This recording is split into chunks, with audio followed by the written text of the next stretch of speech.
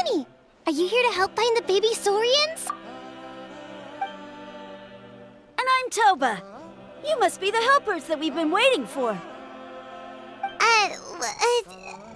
It's nice to meet you too, but we're just passing through. Oh, but Uncle Sanka said he was gonna send some of his friends over to help us. You sure he didn't mean you? Yeah, sorry. Whatever this is about, it sounds like you've got the wrong end of the stick. Wrong end of the stick? Darn it! We've been tricked, Huni. I should have known that Glasses Guy was a con artist. What are we supposed to do about the baby Saurians now? Time's running out. It's okay, Huni. Don't worry. Why don't you tell us what happened with these baby Saurians, huh? There's been a lot of unrest in the tribe lately, and my dad's Saurian got injured. Her name's Nana, and she has 3 little babies. After what happened to Nana, her babies were so scared that they ran off and hid. I'm really worried about them, so I decided to go look for them. If Nana is your dad's Saurian, why isn't he the one looking for them? My dad's one of the elders, so he's busy getting ready for Turnfire Night. It's a really important ceremony, more important than this, anyway. I'm not supposed to be out here either, but I snuck out without telling him. I didn't think it would take very long, but then that guy we ran into made us tell him loads of stories, and it wasted so much time. Yeah, he was so selfish. He doesn't have a heart. It's all right. Don't let him get to you. We're here now and we'll help you because we care a lot, don't we, Traveler? They should be. I already managed to find their tracks, and it seems like they're hiding on the cliff. Really? Wow! Thank you so much, Miss Traveler and Miss Paimon. Awesome. You gotta be careful out on the cliffs, though. They're really steep. Even grown-ups have trouble climbing them.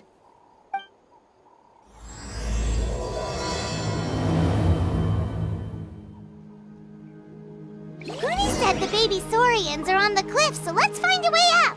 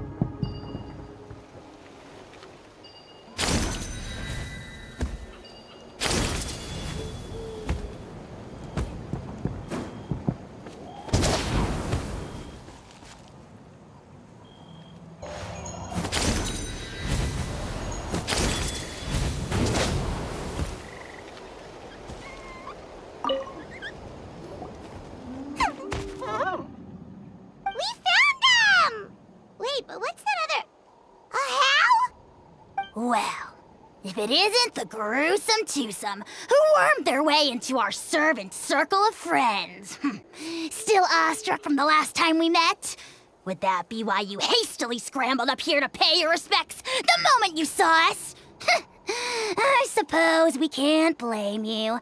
Such is the spell that our majesty casts on our minions. Very well. You heathens leave us no choice. The almighty Dragon Lord, Kahula shall grant you the audience that you seek. Come, pucker up. You may now kiss our feet. Wait, aren't you like Kinich's sidekick? What the heck are you going on about? You're somehow managing to be even more annoying than the last time we met. Silence!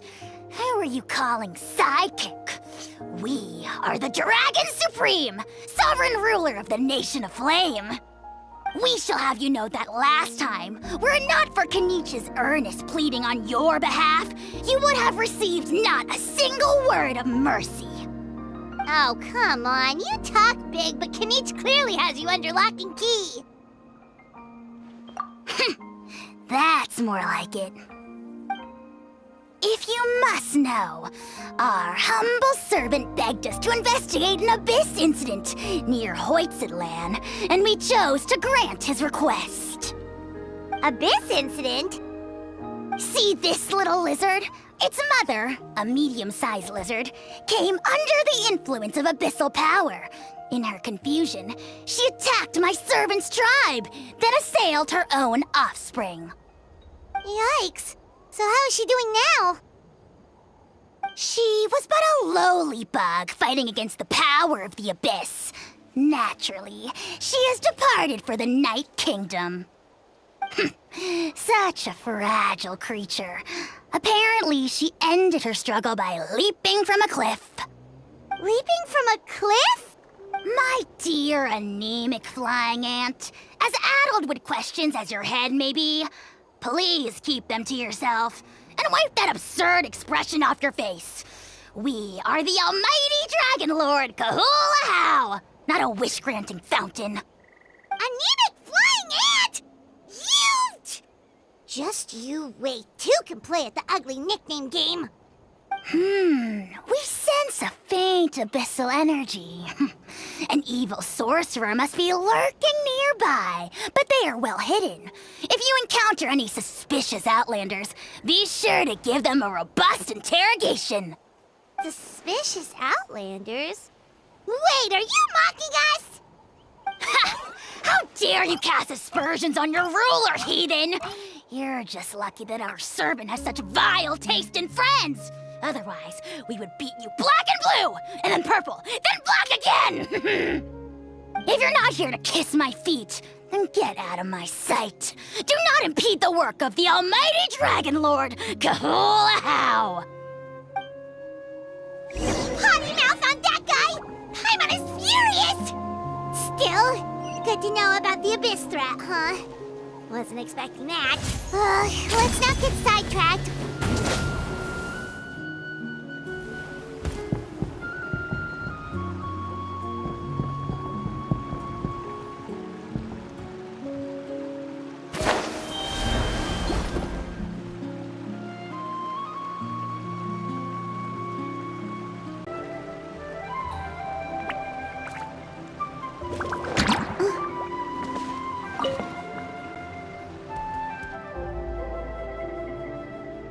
Wow, you're back already? That was so fast. I'm so glad that the babies are all right. Thank you both so much. Now we can finally go home and stop worrying about them. You're welcome. Piece of cake! You're not from Natlan, right? Because your clothes look different than ours. Hey, you must be tired after all that climbing. You should come take a rest at my house. Yeah, please come. I promise you'll get a big Scions of the Canopy welcome. We love having guests, and you're really nice people. Not like Glasses Guy. By the sound of it, Glasses Guy wasn't from Natlan either, right? Uh-huh. Well, his clothes sure weren't. You know what? Now that I think about it, there was something really fishy about him. Really? Maybe he was the suspicious outlander that Ahau mentioned. Sure, if you're interested. Oh, let me think. How did the conversation go again? Oh, please, mister. I've told you so many stories already. When are you gonna help me find the baby Saurians? Just one more story. One more, I swear. Why don't you tell me more about that ball of fire? I heard that there was a huge transparent ball of fire that used to burn 500 years ago, 1,000 years ago, maybe even further back than that. Oh, you mean Turnfire. That's where the ancient name Malipo comes from. Oh, wow. So it was the origin of an ancient name. That's impressive. There's a story behind every ancient name. The legend goes that the Turnfire first appeared in the era of the Grand Alliance. It was used by the tyrant Och Khan to rule over Natlan and oppress anyone who opposed him. Turnfire is different from normal fire. If you get set on fire with it, you'll feel horrible burning pain from behind you, but you won't die from it right away. And whatever you do, you mustn't turn back to look at it. Why? What happens if you turn back? As soon as you turn around, poof! You get burned to a crisp. Well, good golly gee. I mean, it's one thing to singe someone's clothes, but burning people alive? That is a big no-no in my book. Right? How nasty is it to burn someone from behind and not even let them turn around to look? Och Khan really was an evil tyrant. Yes, shocking behavior. Now, let me guess. Eventually, a valiant hero came to save the day? That's usually how these stories go. Good guess, Uncle Glasses. Seems like you really know your stuff. The hero was called Yupanqui. He's the ancestor of our tribe. Yupanqui was friends with Och Khan the tyrant, and also Shibalanke, the first Pyro Archon. He was working as an ordnance officer for the Grand Alliance at the time. He didn't like how Och Khan was such a cruel tyrant, so he stole the Turnfire and threw it at the Och Khan's army. The soldiers couldn't defend against it, and they all got turned to ash. And that's how our ancestors set our people free. But just as he was about to leave the city, he thought he heard Och Khan calling out to him from behind. It caught him off guard, and he turned around to look. But Och Khan wasn't there. All he saw was a city burned black, an army in ruins, and giant flames reaching up into the sky. A split second later, the flames he saw burst out from inside his eyes and swallowed him up. All it took was a single glance. As soon as he looked back, he was burned to a crisp. The question is, was this the price he paid for stealing the Turnfire, or the price of turning back? Nobody knows the answer. But the fire that consumed Yupanqui burned more fiercely than any other. It burned for 100 days until it burned a hole right through the ley lines. And then, the flame dropped into the deathly dark Night Kingdom, where it still burns to this day. The grown-ups say that it lights up the path that leads to the next life. But for the dead to be reborn, they have to accept the flames and be purified by the fire first. It's like a final look back at your life, where you have to answer for everything you did. Anyway, that's the story of Yupanqui's Turnfire. Ah, a fine parable indeed. So, is it true? Is it really possible to find this fire in the Night Kingdom? I don't know. I think it's just a story. Either way, I assume this name has been passed down in your tribe ever since? Sure has. It went to Burkina, the hero that we celebrate on Turnfire Night. But that was 500 years ago. Yeah, and now belongs to Kinich. So we often call him Malipo Kinich. Kinich, huh? All right, Uncle Glasses, that's enough stories. Now, can you please go find the baby saurians for us like you promised? I would, but doesn't the legend of the Turnfire teach us not to look back? Let's not go dredging up the past. Tell me more about this Kinich guy. One more story, I swear. Starting now. No? Careful, Toba. You look dangerously close to cursing me out right now. Tut tut. We can't have that. Cursing is for grown-ups only. Uncle, you'd better not be trying to trick us, or the Turnfire will get you when you die. How would it get me if I'm outside of Natlan? Uncle Glasses isn't from here, you know. Unlike you. Huh? Wait, is that?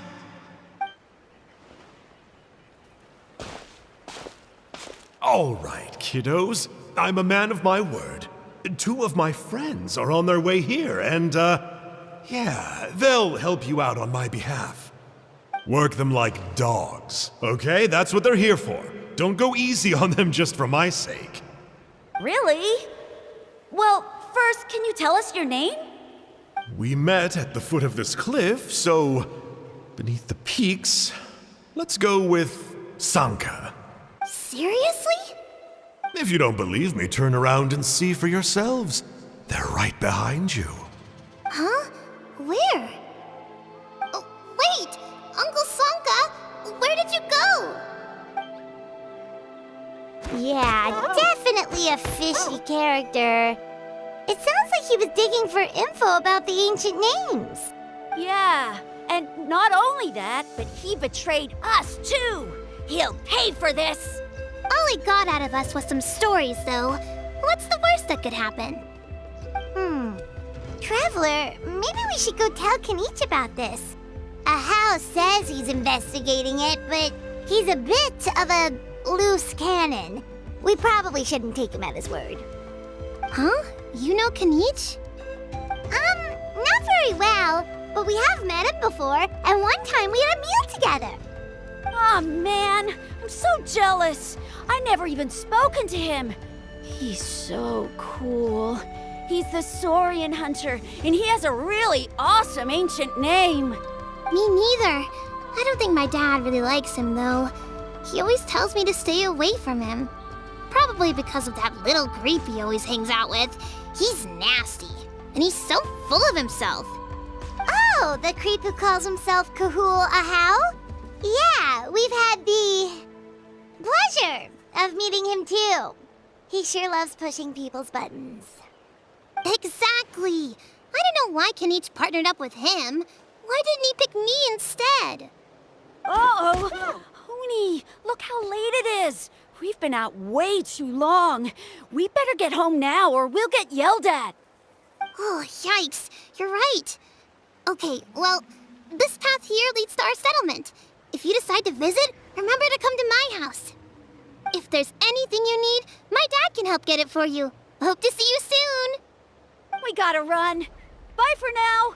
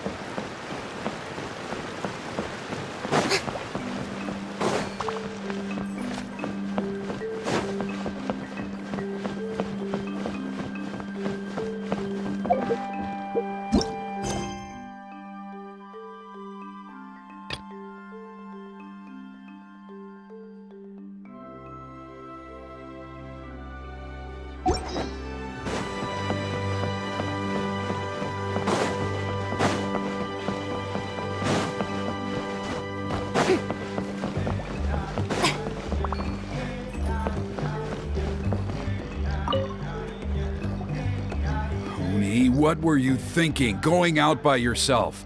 Don't you know how dangerous it is? It's okay. Toba helped me. And we met some kind strangers who helped us, and... Kind strangers? What made you so sure they were so kind, huh? Oh, I suppose they had kind stranger written on their foreheads? Yeah, actually, they did. In big, bold letters. Don't talk back to me. The Mountain King problem still hasn't been solved. What would I do if I lost you too? No dinner for you tonight. They were good people, Dad. Dinner or no dinner. Hello again, Hoonie. It's Miss Paimon and Miss Traveler. Dad, it's them. They're the ones who helped me. And I promised we'd take care of them if they came to visit. Oh, so you're the kind strangers. Well, I'm Trinidad. Apparently, you helped my daughter today, so if there's anything you need, just ask. As an elder of the Scions of the Canopy, I've got some influence around here. Now, I trust that you're sensible people who know better than to take advantage of their host's generosity. Yep, just helping a neighbor. We're not looking for anything in return. Oh? Well, let's hope so. Dad, please! They're not bad people! They've eaten at the same table with Kinich before! Be nice to them! Kinich? Wait! I heard that two mysterious travelers from afar showed up at the Stadium of the Sacred Flame. Are they you? And Paimon's the other. I do apologize. A lot's been going on in our tribe lately, and I suppose the pressure must be getting to me. I can't believe I was so rude to you. I feel ashamed. We got off on the wrong foot. Can we, start over? Oh, now we're talking. Seriously, though, don't worry about it. Already forgotten. We're just happy to see Huni got home safe and sound. Oh, you just arrived, I take it, and it would be my honor to give you a hero's welcome tonight. Careful now. That's quite an about-face. We've heard that kind of thing can lead to spontaneous combustion around these parts.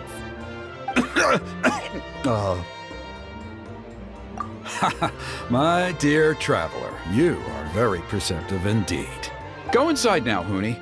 Dad's got some important business to discuss. Okay. Look after Miss Traveler and Miss Paimon. They're very special guests. Well, we'll hear you out, but we can't make any promises that we'll be able to help. Well, this is a matter of utmost importance. Please, allow me to explain. For many years, our tribe has celebrated the Turnfire Night. It is a traditional ceremony among the Scions of the Canopy in which we remember our ancestor, Burkina, and his companion, Kangamato, the Mountain King. Burkina was a hero who bore the ancient name Malipo, and Kangamato was a powerful Yumkasor warrior. Together, they fought against the Abyss. They were victorious, but it came at a great cost. Burkina paid with his life. The Mountain King survived, but was contaminated by the Abyss, and he remains in hibernation to this day. Normally, Yumkasors never live longer than a century. It is possible that the Abyssal Power is responsible for his unnaturally long lifespan. Oh, that's right. The Mountain King is a living symbol of our glory, but even this glory comes at a price. The Abyssal Power inside him is highly sensitive, and when it is disturbed, he awakens and flies into a blind rage, attacking anything that moves. So, besides the ceremony, another important part of Turnfire Night each year is cleansing the abyssal power inside the Mountain King so that he will remain sound asleep. However, Abyss-related incidents have been on the rise in Natlan lately, as I'm sure you're both aware. As a result, it has become increasingly difficult to keep the Mountain King in hibernation. Only 5 months have passed since the last Turnfire Night, and he's already showing signs of instability. Has he woken up again? He has. We managed to contain the situation by performing a makeshift ceremony right away, but it was a close call. He could reawaken at any moment. Also, he attacked and wounded my companion, Nana, during the ceremony. She became contaminated by the Abyss as a result, and... We heard. Such a tragedy. We're really sorry for your loss. Yes, and Nana wasn't the first. Anyway, right now we're preparing for an exceptional Turnfire Night ceremony, and we need to find a suitable flame bearer. From what I've heard about your adventures, I believe you would be perfect for the role. Of course. Plus, he's a bona fide hero who inherited the Malipo name. Oh, you mean Kinich? Yes, he's the one. A hero, worth his weight in gold. And unfortunately for us, he's all too aware of that. No prizes for guessing what he said when I asked him to host a Turnfire night outside of the annual schedule. An exceptional ceremony? Oh, I'll have to charge an exceptional price. I swear, no other concept exists in that boy's brain.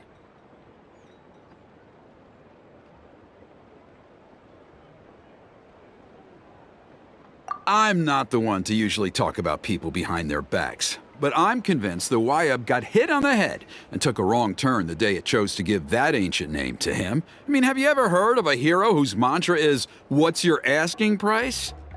Oh, and don't get me started on that insufferable Ahau he hangs around with. Thinks he's God's gift to mankind. Pompous fool.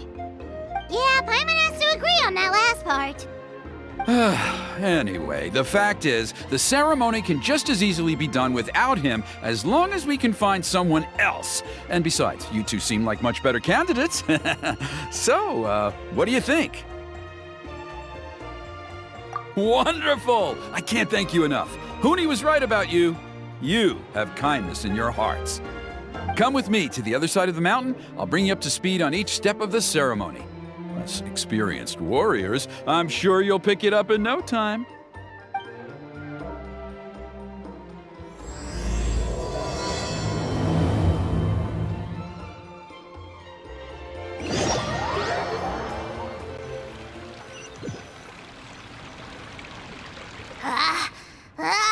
Achoo!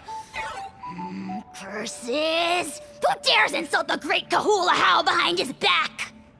Oh, great Kahul Ahau, bless you. Shut your filthy mouth, worm of the abyss! Your putrid words defile the air we breathe.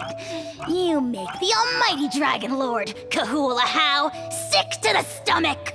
Speaking as a member of the Abyss Order, that's music to my ears. Exactly the kind of reaction we're going for. But on a personal level, I gotta say, it's pretty hurtful. Ugh, never have we heard such brazen blustering from someone who is inches from death! Up yours, Four Eyes! We spit in your face! Okay, well, that I am at a loss to explain. How do I manage to stay so chirpy and cheerful? I can only guess it's some kind of powerful magic. But I digress. Mr. Kinich, I admit it, you, sir, are a legendary hunter. Still, the only reason you caught me is that I was reluctant to run away. You see, I'm very interested in the lore of your tribe. Kay. Is that it? Kay? Aren't you intrigued to know what it is about you guys that prompted a visit from the Abyss? It's the extreme sports! The other day, I narrowly avoided getting hit by a very brave soul who just leaped off a cliff. I think you call it bungee jumping? Anyway, I was very impressed. That is what I call embracing the spirit of adventure. Look, I even did a painting inspired by the bravery and freedom of the Scions of the Canopy. You scum-sucking swine! I swear, if you go bungee jumping, it'll be without a rope!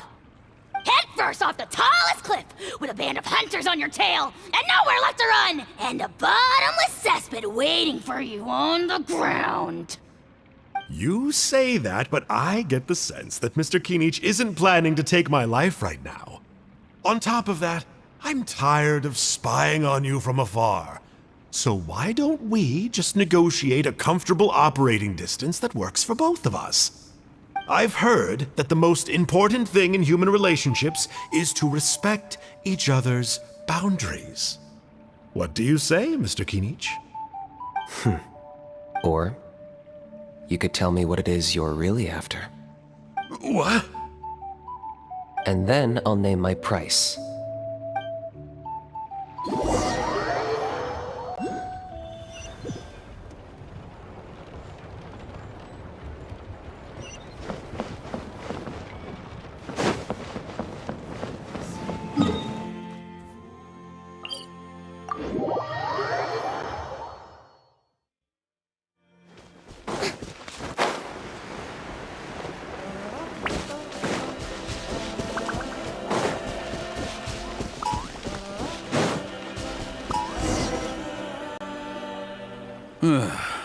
the Abyss contamination is back.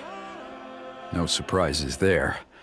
No doubt that explains the Mountain King's recent activity. See those torches over there? Those are the Sacred Flame offshoots that we requested from the Stadium of the Sacred Flame. They contain the power of the Pyro Archon. Are you saying that the Sacred Flame and the Turnfire are the same thing? Well, for ceremonial purposes, at least.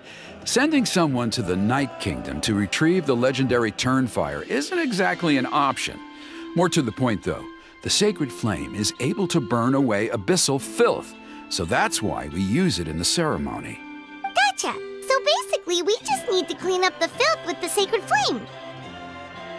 Well, that's one part of it, yes, but the complete ceremony is a bit more complicated than that.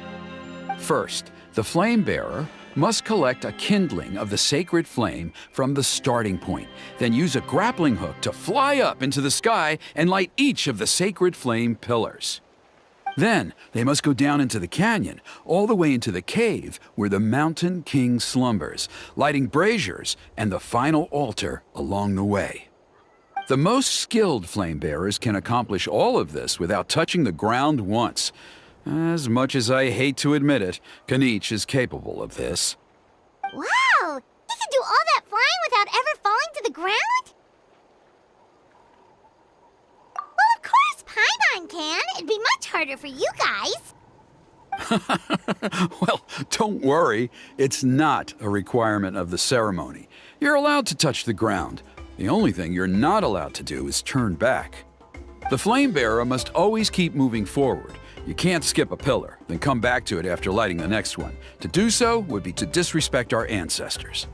So, what actually happens if you do turn back? Surely the fires don't just go out.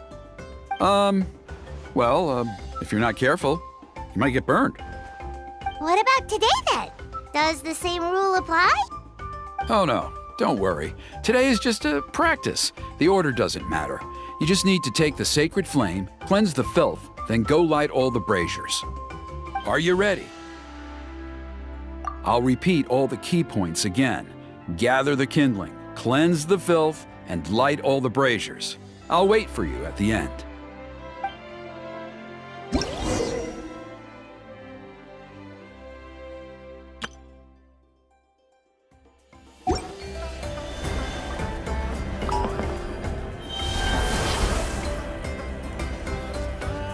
There's abyssal filth over there! Let's burn it away with the sacred flame!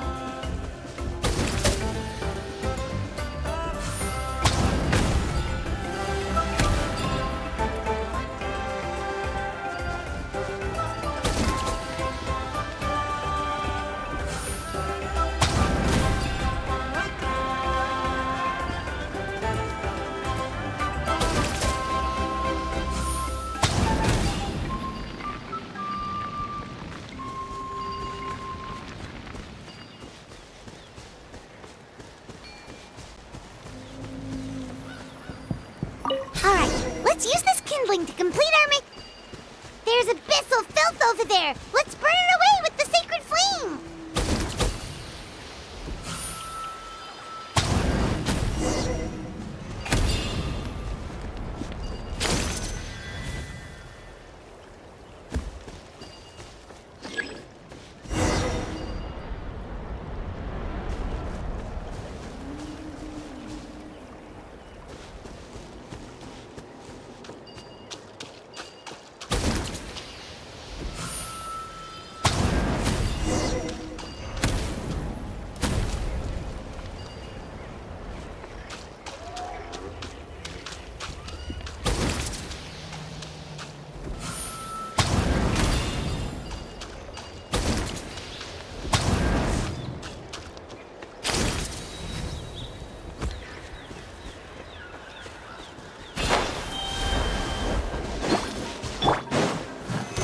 Stabilize!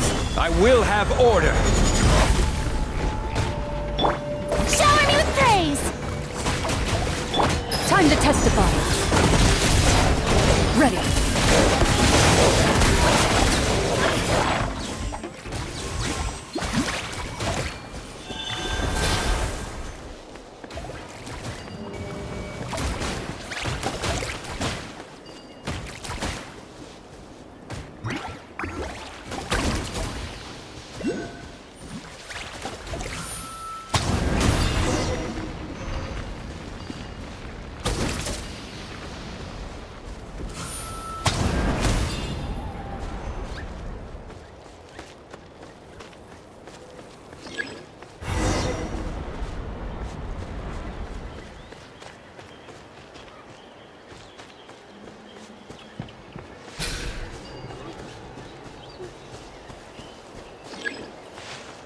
should be all the braziers. Let's regroup with Trinidad.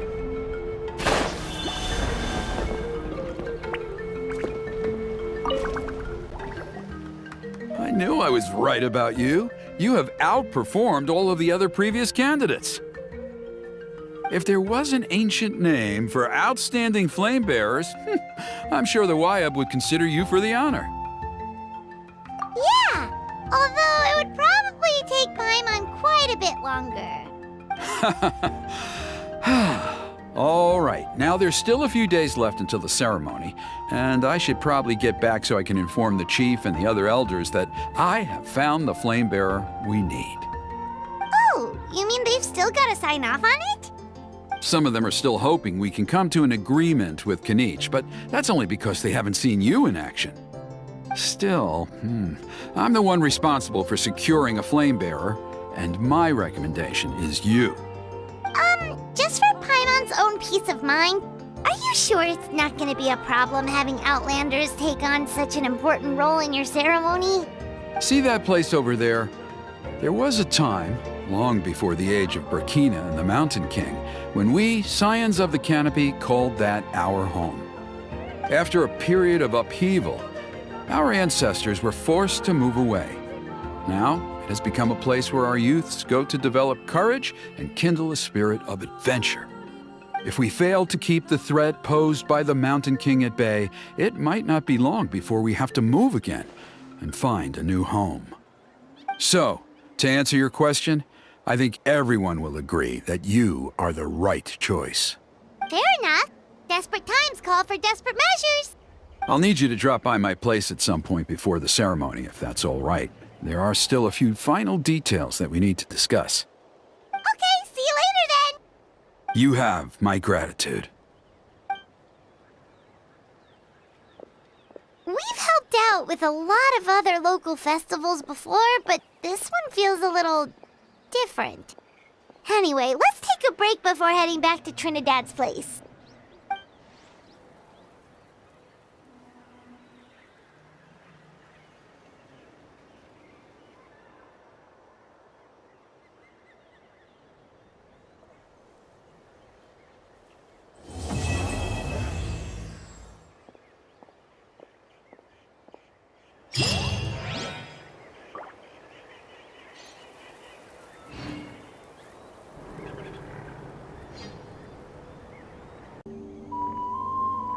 Every journey has its final day. Don't rush.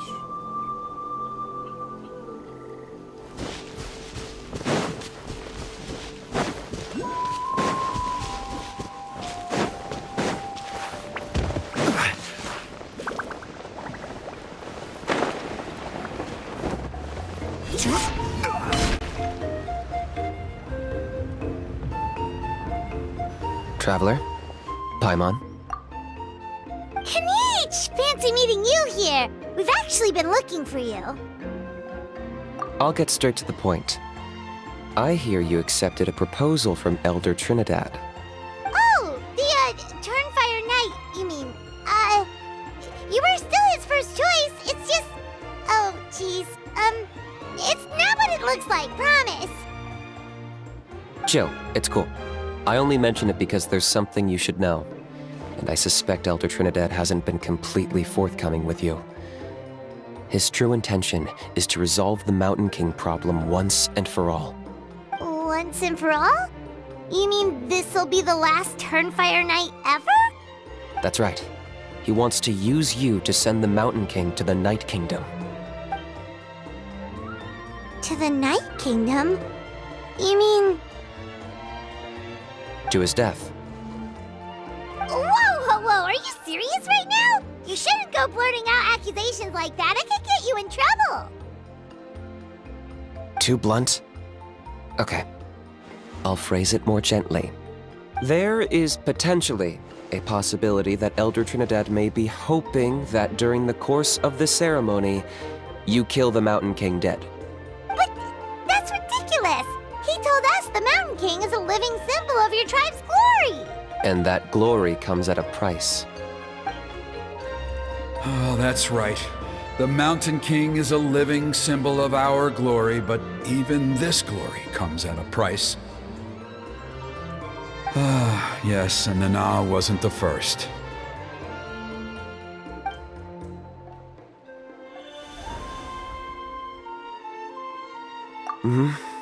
She likely won't be the last to lose her life either.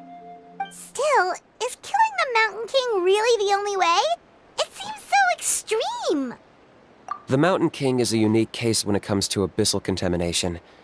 It's eaten away at him for so long that it has consumed him entirely, and the damage is irreversible.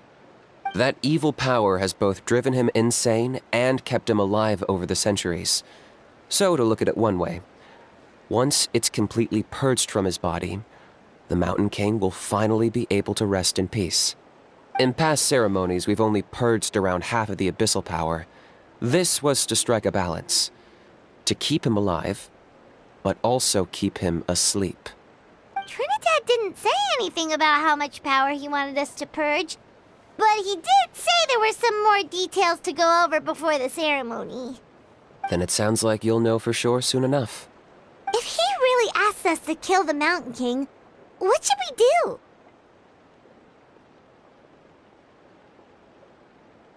I know this must come as quite a shock, so I suggest you act like you didn't hear anything for now.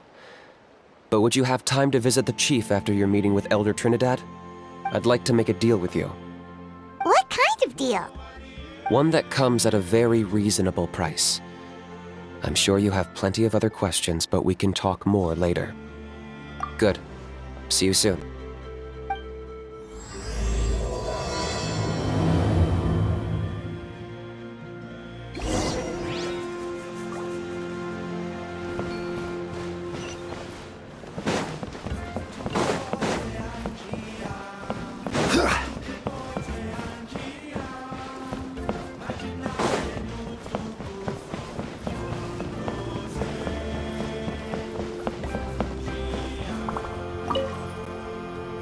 Ah, mighty Outlanders, you have returned.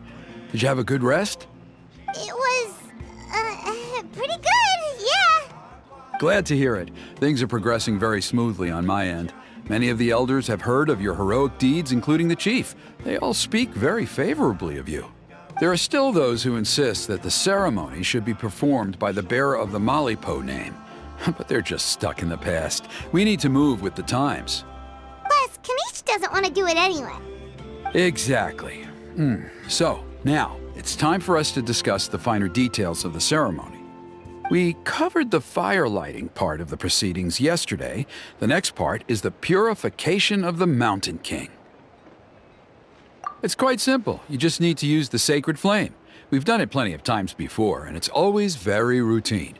I'm sure you won't have any problems. One point I'd like to stress, though, is that you need to burn away as much of the abyssal energy as you possibly can.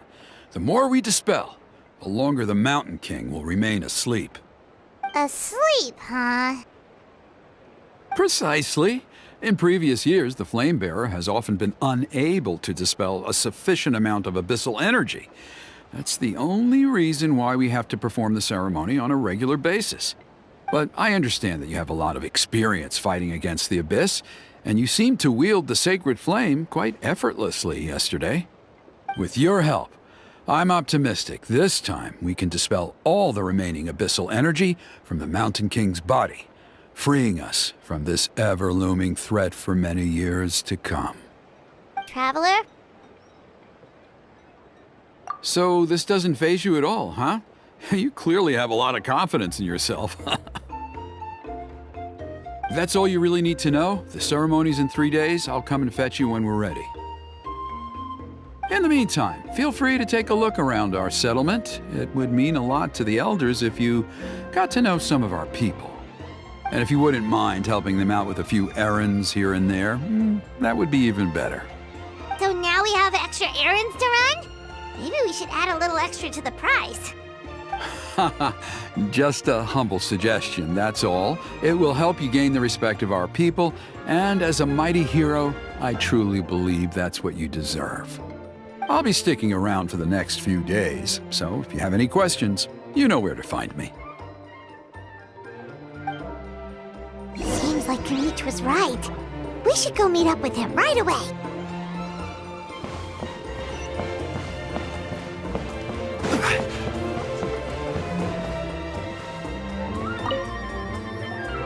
Huh, you're here. Kinich, Elder Trinidad said that... I can tell. It's written on your faces. Is that the Traveler in Paimon? Forgive me for not being there to welcome you on your arrival. That should have been my duty as chief. Hello, Chief Waina. I only heard the news from Trinidad yesterday, so I asked Kinich to invite you over for a quick chat. I believe Kinich has already filled you in, so I'll get straight to the point. Firstly, I fully endorse your appointment as flame bearers for the upcoming Turnfire Night. However, I would like to request that you take steps to ensure the Mountain King's safety. Every child of our tribe grows up hearing the tales of our heroes, from Yupanqui the Firebringer to Burkina and the Mountain King who fought against the Abyss. This is our history and our heritage, the source of our pride and the center of our faith. To kill the Mountain King would be to destroy our spirit. I would never be able to face our ancestors in the Night Kingdom. Nana's death was a great tragedy, and I do not blame Trinidad for the actions he has taken. Nevertheless, I cannot allow any harm to come to the Mountain King. The very roots of our identity are at stake. My honored guests, please give this matter your serious consideration. Perhaps there is, but despite all our attempts to contain the situation over the years, we've not found it. Right now, I should like to hear where you stand on this matter.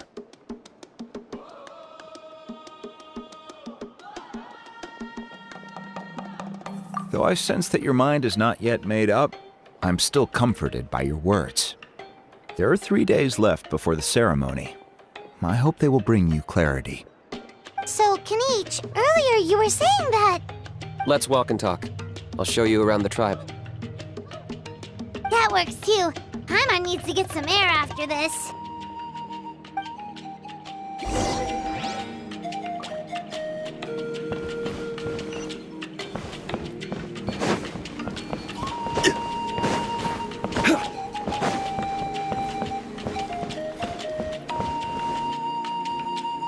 Kinich, Paimon finally understands why you turned Trinidad down.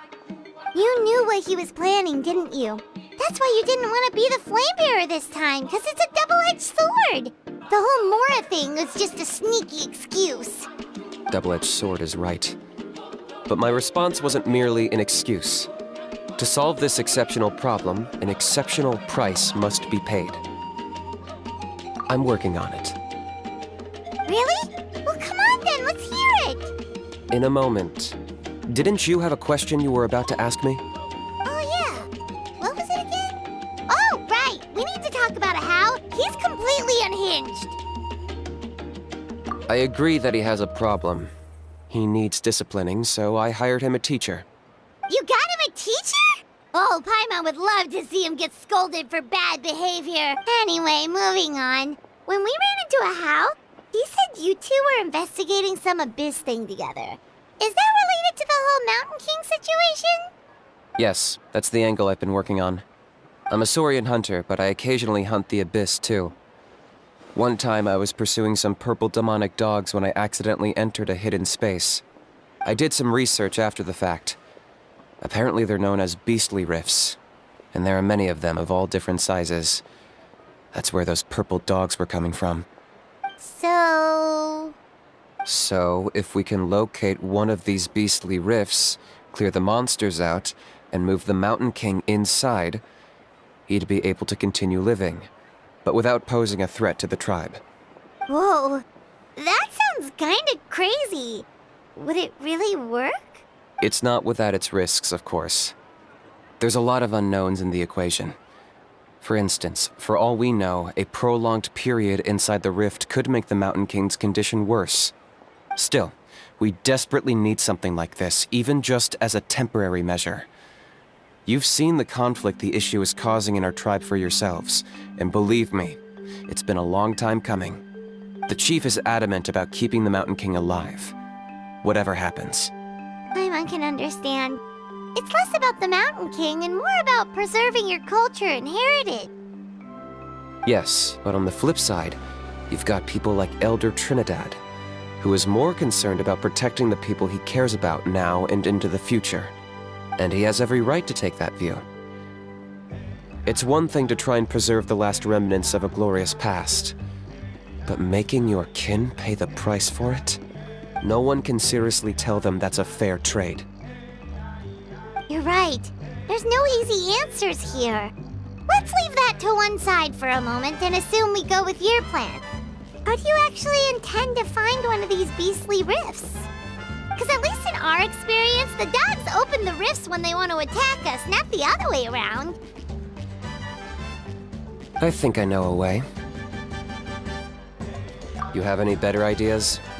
Not at the moment, but it just feels like using the power of the Abyss for our own ends isn't gonna end well. After all, the Abyss is what turned the Mountain King into a monster in the first place. People are gonna think you've lost your marbles. If it doesn't end well, then that's the price we pay. Everything in the world comes at a price. Even when Yupanqui, the Firebringer, stole the Turnfire, it cost him dearly. The Mountain King's erratic outbursts have brought tensions within the tribe to a boiling point. Unless this gets resolved quickly, everyone will be stuck in a stalemate. All right. So what's this deal you wanted to make with us? We're hardly experts on exploiting abyssal power. All I need you to do is keep people away from me. I'm getting harassed on a daily basis by people trying to convince me to be the Flame Bearer. I can't afford to waste all my energy dealing with them. If you help me out, there'll be a gift for you in return. Ooh, what kind of gift? Something well worth your while, I'd say. Just keep doing what you've been doing. Integrate yourself with the tribespeople, so everyone comes to terms with the fact that we have a new Flame Bearer. That way, I won't have an endless stream of people coming to beg me to join the ceremony, and I can focus on finding a way to summon the beastly rift. Then, when the day of the ceremony comes, we'll move the Mountain King into his new home. Still sounds pretty crazy. Even for a daredevil like you, that's dangerous. And even if it works, what if neither Chief Lina nor Elder Trinidad are happy with it? Have you thought about what you'd do then?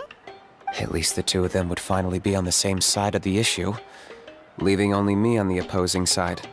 The tribe needs leaders like them far more than a Saurian hunter for hire like me. Can I take that to mean that we have a deal? For sure. And who knows? Maybe we'll come up with an even better solution to all of this in the next couple of days. Great. Well, for the next couple of days, please spend some time among the tribe and lend a hand wherever you can. I'm sure everyone will be swept off their feet when they meet our new Flame Bearer. Good luck to us both.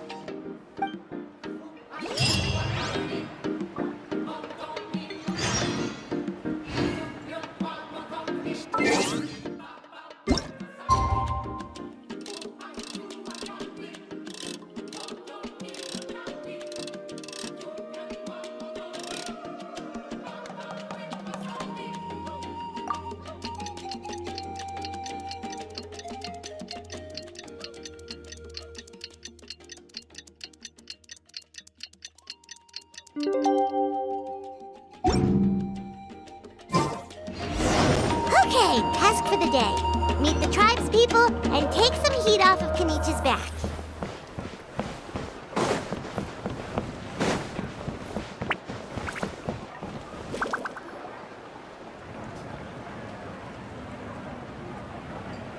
Oni, how can you call the Mountain King a monster? Because he hurt a lot of people. And look what happened to Nana. But it wasn't on purpose. The Mountain King is sick, that's all. He's been hurt by the Abyss. That's true. But the fact remains that he's now a threat to all of us. How can you be so harsh to someone who's sick? If you don't take back what you just said, I don't know if we can carry on being friends. Toba, Kuni, what's wrong?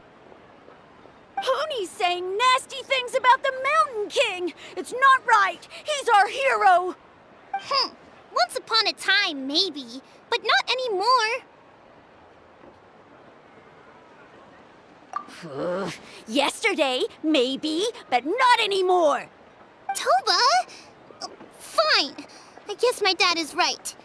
Things change, and you just have to accept it and move forward. As of today, our friendship is over. There's no going back. Oh, come on, cut it out, you two. We have some great news to tell you. The Traveler is gonna be the flame bearer for the next Turnfire Night. She's gonna do a beautiful ceremony and cure the Mountain King's illness for good. What? Really? So that's what my dad wanted to talk to you about? To be fair, from what we saw the other day, you are pretty good at climbing cliffs. Probably just as good as Kinich. Wait, speaking of Kinich, where even is that guy? Oh yeah, good question. Is he not coming to the ceremony anymore? We can get him to come, but if he catches you two fighting again, he won't be happy. He'll be sure to give you both a piece of his mind. No, we can't let that happen. I've never even spoken to him before. I can't afford to make such a bad first impression. I didn't mean to argue with Toba. All I said was that the Mountain King has done some pretty bad things. He was the one who turned it into a fight. Yeah, if you weren't friends, there's no way Toba would have come to look for the baby Saurians with you. All right. Well, because it's the Traveler and Paimon and Kinich, I'm sorry, Toba. I'm sorry for all the mean things I said about the Mountain King. Dad just really misses Nana, and I was really upset that she's gone, too. Huh? Oh. I shouldn't have spoken to you the way I did either. It wasn't very nice of me. For the Traveler and Paimon, Kinich, and for Nana. I'm sorry too, Hooney. That's more like it. Now you're best friends again. Guess so. Toba, if I ever say something mean about the Mountain King in the future, I'll make sure I say it to someone else, and not you. I'd better go buy some colored cloth for my dad now. He needs it for Turnfire Night. Let's play again some other time. See you, Toba. See you, Traveler and Paimon. Okay. I'll head home as well then. See you next time. Okay, take care, you two. Even though they said they're sorry, it looks like their friendship isn't as strong as it was before. Let's just hope we can solve this once and for all. Come on, let's move on.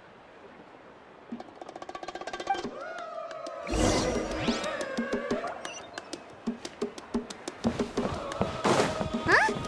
What's going on over there? Let's take a look.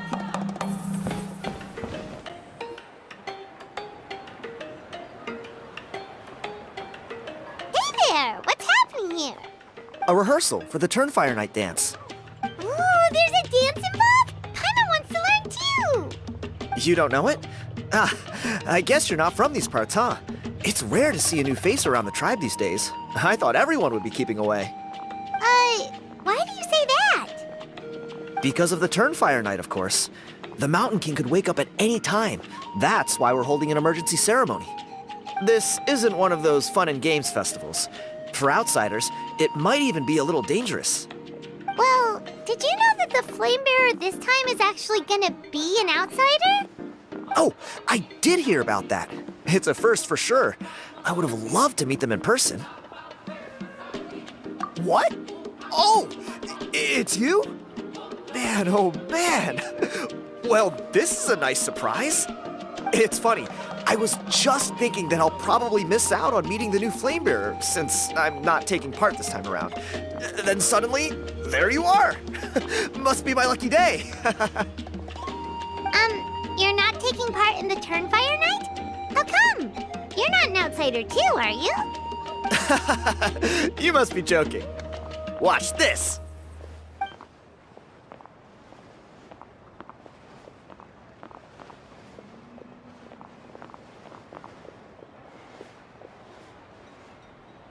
Not bad, right? Yeah, I'm considered one of the better-looking guys who dances beneath the pillars of the sacred flame. Been doing it a few years. Always gets the ladies out to watch. Oh, very impressive. So why'd you quit? Well, I feel like the whole Mountain King situation is getting more and more precarious. It's just not safe here anymore. One of our elders' Saurian companions even lost her life not long ago. The question is, what are we gonna do about this in the long term? But our leaders don't have any answers for us. They're probably too busy fighting about it amongst themselves. The way things are going, it's only a matter of time before it gets violent. So I figured, you know what? Now's as good a time as any to get away for a little while. Go do some exploring. You look a little disappointed. Disappointed? Nah, it's a great opportunity to go see the world. As every male scion of the Canopy knows, wherever you are and wherever you go, the only way is forwards. We take pride in that. I won't forget my roots. I managed to get in touch with the Saurian Relics Association. They gave me a simple test. Find a decent quality relic, and they'll make me a member. What's the Saurian Relics Association? You've never heard of it? It's a group of amateur history enthusiasts who do research on the ancient Saurian era. They're all about collecting relics and remnants from that age. Speaking of which, the guy who was Flamebearer before you, I've heard that his Saurian buddy comes from that time. A how? A how's a relic from an ancient Saurian civilization? Oh, yeah, him. So you know those two already, huh? Then do you know how they met? It was deep inside some mysterious ruin, and they signed a contract there. The association folks say that the kind of contract usually comes with a huge hidden cost. Really? That sounds ominous. Who knows? But if it's true, Kinich can probably handle it. He knows what he's doing with weighing up contracts and costs and stuff. I doubt he'd make a contract that doesn't benefit him. Strangely enough, I actually happened upon a strange mural a while back, and it looked to me like it was depicting a Saurian and a human involved in some kind of Saurian-era contract ritual. Oh, does that count as a relic then?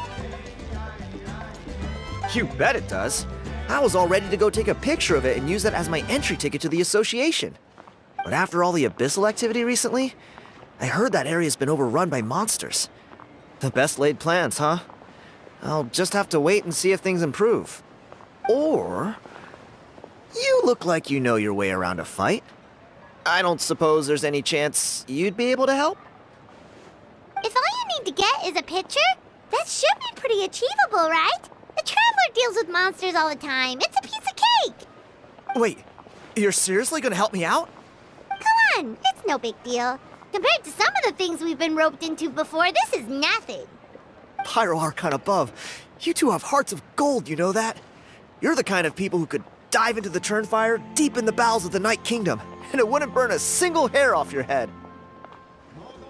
Of course it is. All right, come with me. I'll show you the way.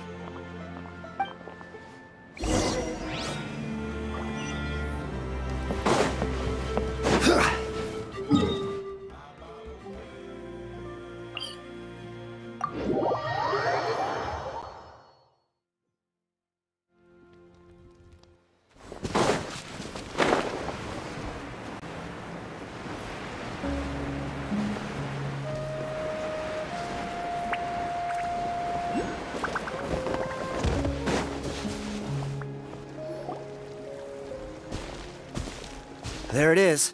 It's inside these ruins. As you can see, the place is crawling with monsters. Alrighty then. Stay back and take cover, Tiago. This could get dangerous. We'll take care of him. Great minds think alike. I'm not about to cramp your style.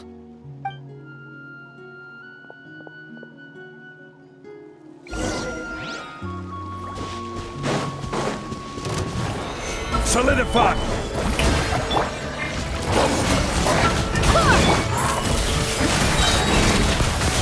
Hunt them down.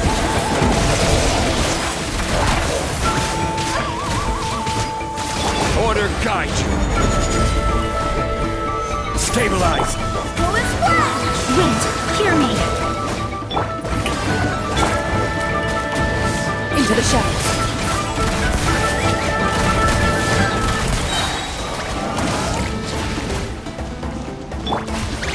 Solidify!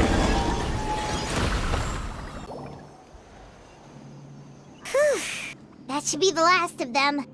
It's a good thing Tiago had the sense to stay in his hiding place, or things could have gotten really hairy for him. Hey, look! That's gotta be it, right? Definitely looks like a mural. True. Now that you mention it, most ancient murals take up a whole huge wall. This looks more like someone with a paintbrush got bored and started doodling. It does match the story he told us, though. There's a Saurian and a human. So, is that supposed to be what an ancient contract ritual looked like? Whatever. We're not here to decipher it. Just photograph it.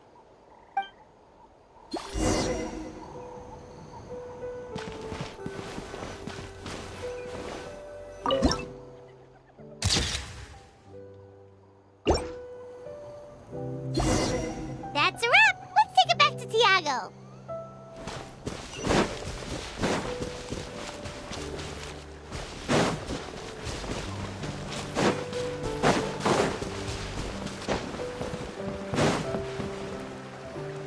You've been robbed?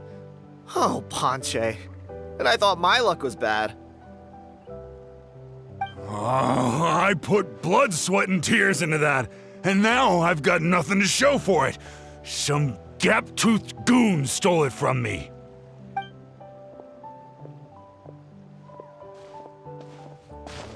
Tiago, is this the picture you were looking for? Let me take a look. Yep, that's the one. Pyro Archon above, you two are superhumans. Hey, Ponche, come and say hi to these guys. They're gonna be the new flame bearers, and they're tough as nails. Wait, are you the Traveler and Paimon? Huh? You already know each other? I don't think so. My nephew Toba's been telling everyone about you. He says you're crazy strong, super friendly, that you helped him out, and that you're gonna be our flame bearers this Turnfire night. Oh, so you're Toba's uncle. Great to meet you, sir. Sounds like we managed to make a bit of a name for ourselves. Toba's not wrong, my friend. These two are honestly some of the nicest, most genuine people I've ever met. Everyone speaks incredibly highly of them. Seriously. If you're comfortable telling them about what happened, I guarantee you they'll sort it out in no time. Really? All I want is to get the fruits of my labor back. Allow me to explain. Ponche is a well-known scholar within our tribe, author of the widely acclaimed book, Yupanqui's Turnfire. Unfortunately, the book was stolen by a treasure hoarder a few hours ago. I spent years of my life researching that book. I visited every last ruin, interviewed every descendant of every hero in our history. On the word Malipo alone, I covered at least 5 different interpretations of the meaning based on accounts from different villages. It was an unparalleled masterpiece. And now it's all gone. That little goon ambushed me during my morning walk. He snatched all of my belongings, including my entire manuscript. That book was everything to him. It's like they robbed him of his soul when they took it. Look at him. Lost and listless. He's a shell of the man he was. Dear honored guests of our clan, I am but a helpless old student. If only for Toba and Tiago's sake, please help me, I beg of you. See what I mean, Ponche? Now you've run into these two, your luck's about to change, big time. I don't know if he's still there, but come on, I'll take you.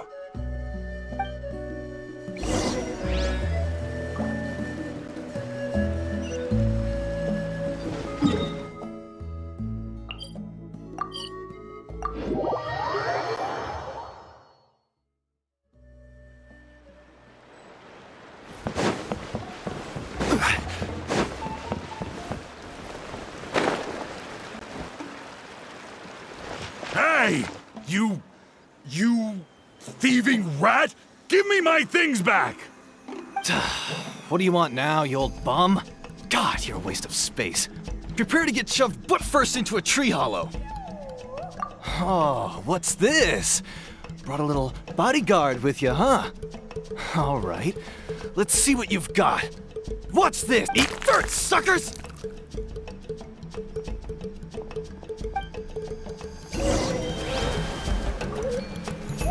he's trying to get away! You good? Let's chase him down!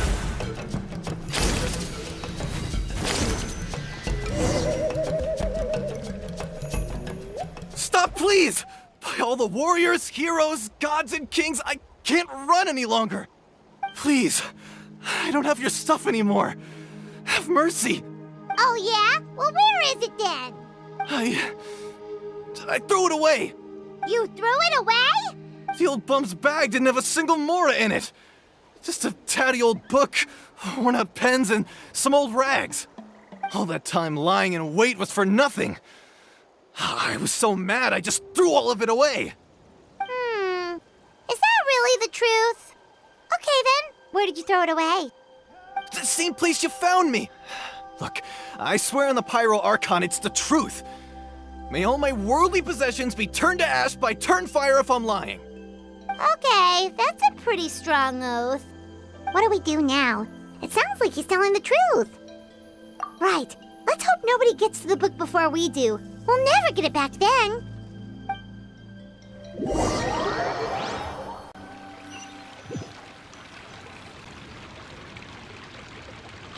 Although the Turnfire is a heroic symbol in Hoytzatlan, it always comes with the more ominous implication of eventual tragedy.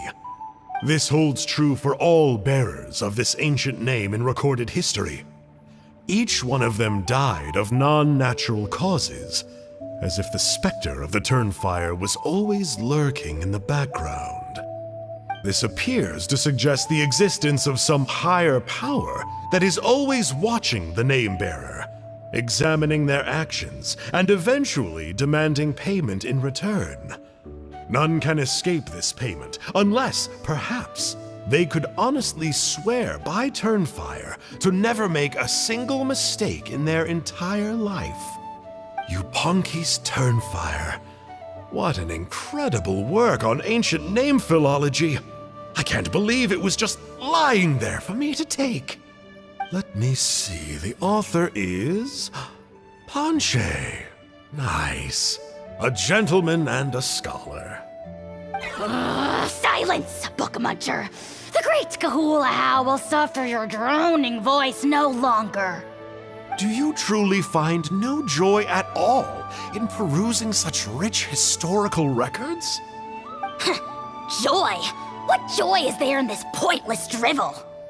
Well, it makes a pretty shocking prediction.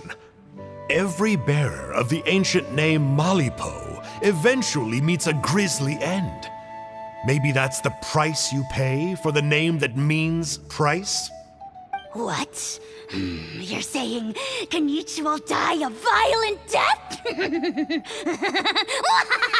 So I'll finally get to take over his body? When will that glorious day arrive? The great Kahula demands to know! Wow, you are just irredeemable, aren't you? An agent of chaos down to the core. You make us Abyss Order folks look like saints in comparison. Silence, maggot! To presume that anyone compares your kind with the great Kahula is sheer vanity. And if that day ever comes, oh, your doom will soon follow. You don't need to lecture me about Doomsday. Here's what I know, based on countless historical texts. All civilizations will be reduced to rubble by the passage of time. From ancient kingdoms, to heavenly thrones, to worlds beyond, there are no exceptions. But from the ruins of every civilization, the dust will rise and never settle, thus transcending the confines of time. That dust is what we call a civilization's spirit. And you, great Kahul Ahau, are one such speck of dust from a bygone age. I've paid dearly for the chance to observe you up close. Now, let me take a good look at you. We'll see whether any memories of that age still remain inside you.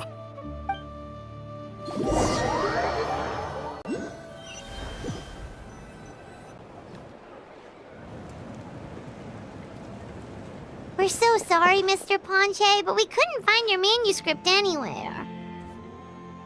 Does that mean all of my hard work was for nothing? You gotta stay positive, Ponche. You might have lost the book, but the brains behind it are still intact. Surely you remember the main points at least? The whole reason I worked so hard to get it finished before the Turnfire Night is because I hoped that maybe it might help us find a way through these trying times. But now, well, not exactly.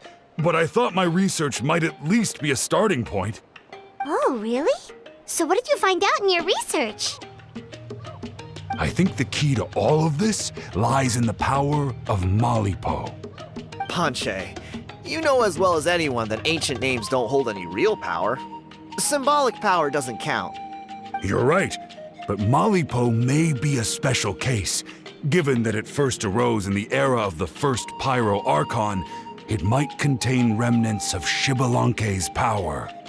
Yeah, I remember that story. My grandpa told it to me when I was a little kid. Maybe you're the special case. Most kids stop believing in that stuff by your age. I'm not talking about childhood superstitions here. There is evidence. Like what? Like the fact that the Mountain King is still alive. Everyone attributes that to the power of the Abyss. But there's more to it than that.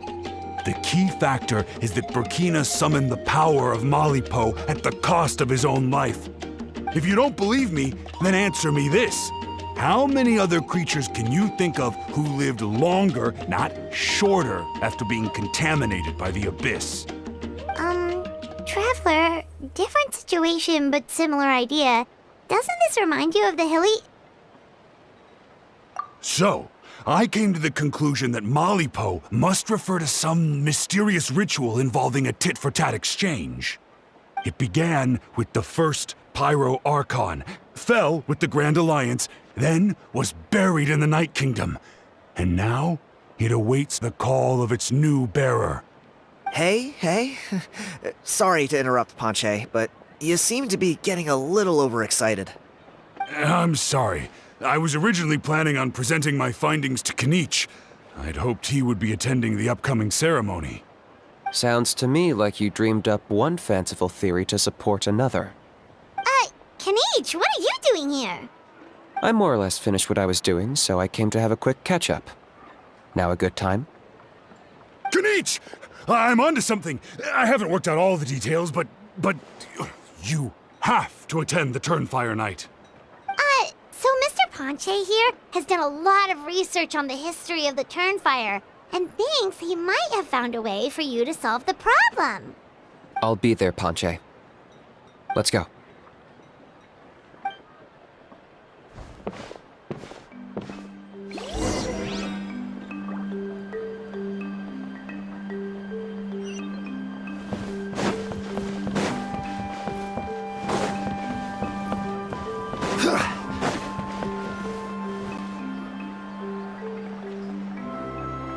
Here will do. Yeah. I'd like your help giving it a trial run tomorrow. If that works, we have our plan come Turnfire Night. Sounds like you're not considering Ponche's idea. You heard him. He hasn't worked out the details yet. We need a more practical solution with concrete steps to follow. Yet? Are you saying you think he might actually be onto something? I think it's possible, based on something I know about the war 500 years ago. Burkina didn't fall to the Abyss. He was killed by the Mountain King in an episode of madness. In his final moments, Burkina made the fateful decision to not fight back, and instead pass his blood and power on to the Mountain King. Maybe he thought the Mountain King was stronger than him, and more valuable to the tribe. Or maybe it was just out of loyalty to his friend. Either way, I can believe the Turnfire was involved. Whether you think his sacrifice triggered it, or his fate was sealed from the moment he took the Malipo name, it makes sense to me. How can you drop these truth bombs with such a straight face? This is what I've gleaned from my many interactions with the Mountain King. His mind is so disordered. It took some time to piece it all together. The story Elder Trinidad told you was the more palatable version of events. The truth is even darker. The Mountain King's mind isn't just disordered. He is suffering and feels great shame. I believe he wants to be put out of his misery. What? Then what should we do? Should we grant him his wish? Of course not. We should help him move to a new home. It's the only practical solution. The Mountain King is a hero to my tribe. An object of worship, even. Ending his life would be like desecrating a statue. Still, he's been the cause of multiple disasters, and we can't afford to have any more. Ugh. Practical solutions hurt Paimon's brain. Can we follow our hearts next time? Then let's break for the day. I've already found a suitable venue for tomorrow.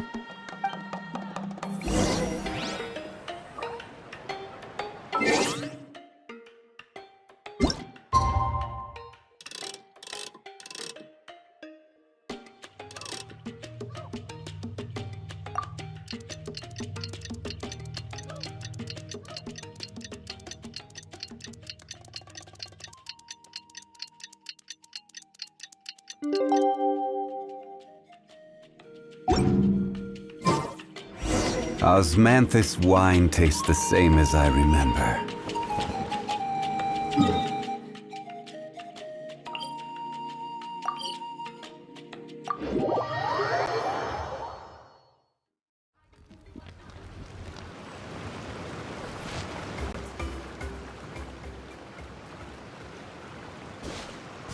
You're here. Very punctual. Oh, so the gruesome twosome come crawling back. Here to make amends after the gross irreverence you displayed last time? Very well. The almighty Dragon Lord Kahula How shall grant you the audience that you seek. Now pucker up and kiss our feet. Kinich, didn't you say you found him a teacher? He's just as out of control as ever! Hey! No one gets to discipline the almighty Dragon Lord Kahula How! No one! Maybe because I've never had a gentle-natured companion like Paimon to compare against. Is that a compliment? Yeah, I see what I'm missing out on now. And it's a lot. Kinich! Ugh! We could drown this measly flying ant in one droplet of spit! How dare you compare her to the almighty Dragon Lord Kahula How! Oh, just wait till I possess your dead body! I will commit heinous atrocities! Tear down your legacy! Destroy your reputation! Wreak havoc on your... Ugh!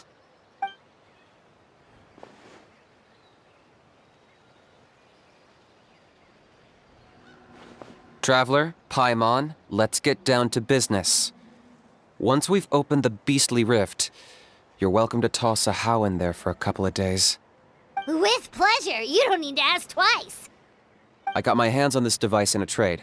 It's meant as bait, but it'll also stabilize the abyssal energy. The rift towns will tear through space to get to this.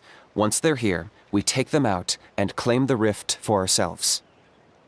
You'll find out soon enough. First, let's try this out.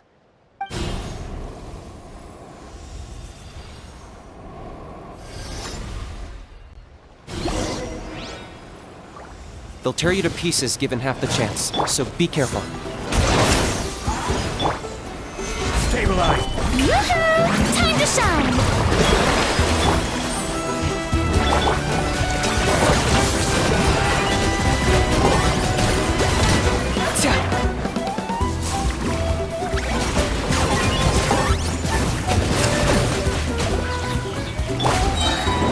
Solidify! I will have order!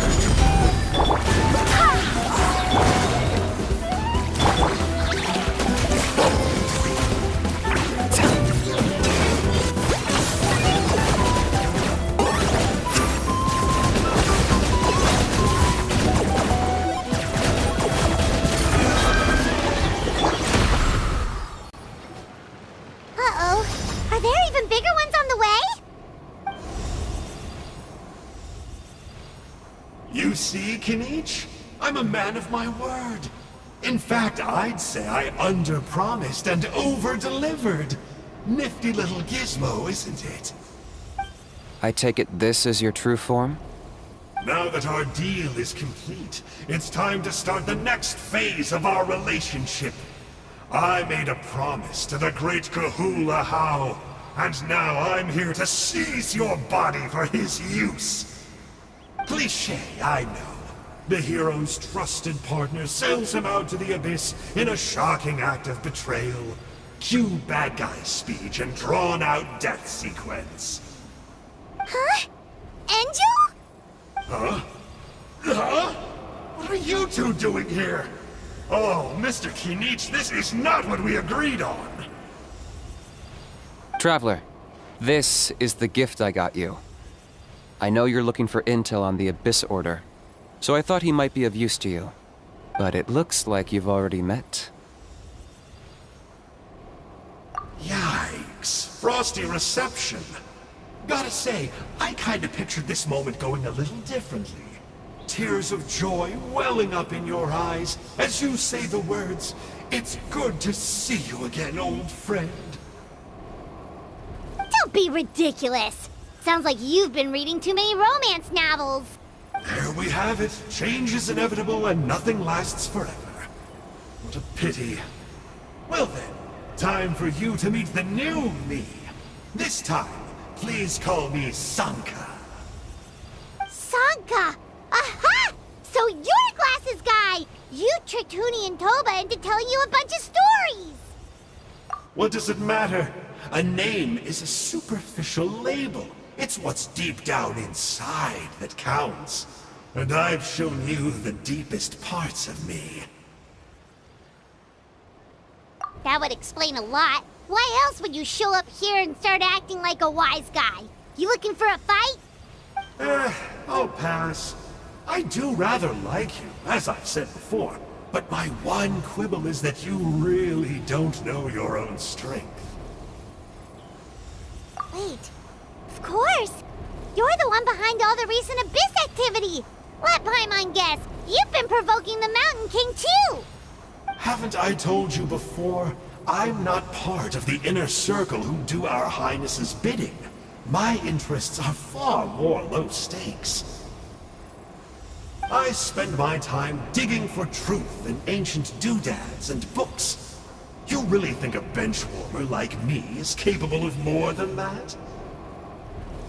I investigated him. He's not connected to the recent events. Just happens to be in the area. So, I struck a deal with him. He helps me summon a rift.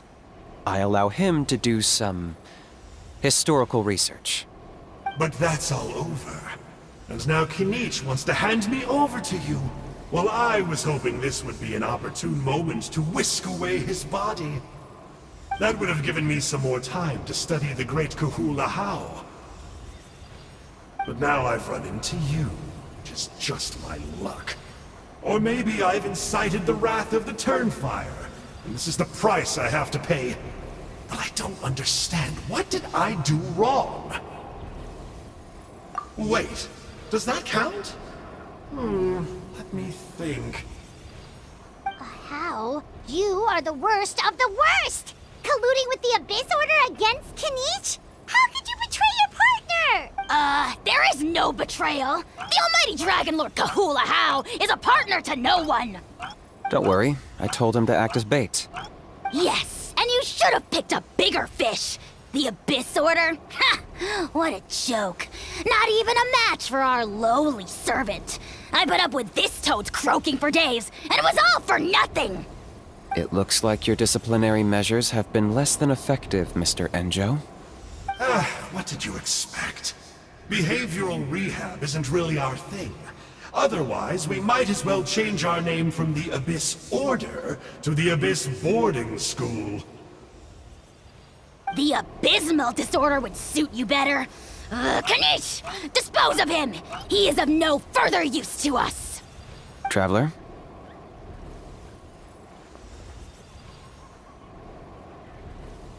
You see, this is why I like you. Still, you shouldn't underestimate me just because I'm a lowly clerk. I could never beat you in a straight-up fight, but when it comes to running away, I won't lose to anyone. Do me a favor and remember how fast I disappear. Maybe then you'll show me a little respect next time. Darn! He got away again! Couldn't you have stopped him? It's alright. He's not worth our time and energy. Besides, it seems like he's in debt to a lot of people. I'm sure they'll keep him busy. If you say so. Still, Paimon's kinda surprised that you actually struck a deal with someone from the Abyss Order. To borrow that guy's words, names are superficial labels. Whether you call it the Abyss Order or anything else, it's a broad generalization at best. Think of it like apples that have fallen from a tree. If you tasted each one, you'd find that they're all at different stages of ripening. Even the unripe fruit blown off its branch before it's fully grown can still be brewed into a fine wine. Everything has its use. Huh. Well, in that specific sense, maybe Enjo's not such a bad apple. Not rotten to the core, at least. Of course! Only the almighty Dragon Lord, Kahula How, is rotten to the core and evil beyond redemption. Ugh. So what exactly are you anyway? You're definitely the evilest little thing Paimon's ever met. Don't worry, he can't hurt a fly. You could say that. Paimon heard that those kinds of contracts might come with a terrible cost attached. Is that true? Such as a how watching me like a ravenous vulture? Vulture? Vulture! We are the Dragon Supreme, sovereign ruler of the Nation of Flame. Let's pick this up another time. It's getting kinda late. You should go back and get some rest. Big day ahead. Tomorrow's Turnfire night. Time to light the sacred flame and burn away the filth for a legendary 500-year-old warrior. Oh yeah. Hearing you lay it out like that is making Paimon a little nervous. For all the work we've put in, it all comes down to tomorrow night. We have to make sure we solve this problem once and for all. Then it can't hurt to say this one more time. Good luck to us both. See you tomorrow.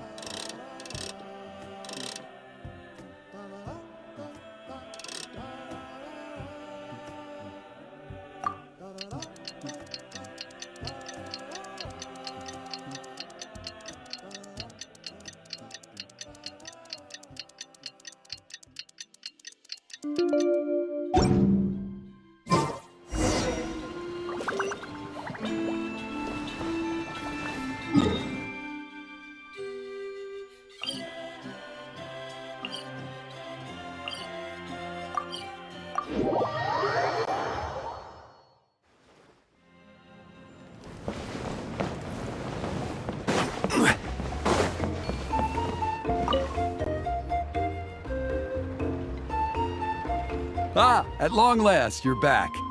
I hear you've done much for our people these last few days. Everyone has nothing but praise for you. Many young people have heard the rumors too. They're all eager to meet our new flame bearer. Well, they won't have to wait for long. It's almost time for the ceremony. We really hope we can resolve the Mountain King situation quickly and smoothly. Seems like a lot of people have been worrying about it, huh? Well, it's nearly time. So, if you're ready, then follow me to the ceremony site.